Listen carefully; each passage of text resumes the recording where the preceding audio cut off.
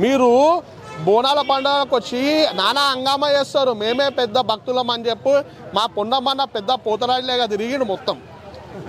పొన్నం పల్వాన్ పోతరాజులేగా తిరిగిండు మొత్తం తెలంగాణలో అన్ని గుళ్ళు. మళ్ళీ ఈడికి ఎందుకు రాలేడు? ఇప్పుడు ఎండోమెంట్ శాఖ మంత్రి ఉంది అక్క, ఆమె ఒక ఆడపడుచు కదా. గతంలో ముత్యాలమ్మ గుడి పైన దాడి చేస్తే అక్క రాలేదు, వేరే గుళ్ళపై దాడి చేస్తే అక్క రాలేదు, ఈడికి రాలేదు అక్క. మళ్ళా మాత్రం అక్కడ ఇక్కడ హిందువులందరూ వచ్చి నానా హంగామా చేస్తే ఈ ప్రభుత్వం డిఫెన్స్లో పడితే అప్పుడు అక్క వస్తుంది. పొన్నమ్మన్న పోతరాజు లేక ఊక్కుంటూ వస్తాడు. కాక పైల్వాన్ పోతరాజు లేక ఉన్నాడు, ఆ పైల్వాన్ లేక వచ్చి ఊతాడు. కానీ ఇప్పుడు మాత్రం ఊగడు. ఎందుకంటే ఆ భూమి కొన్ని వేల కోట్ల రూపాయలకు సంబంధించిన భూమి.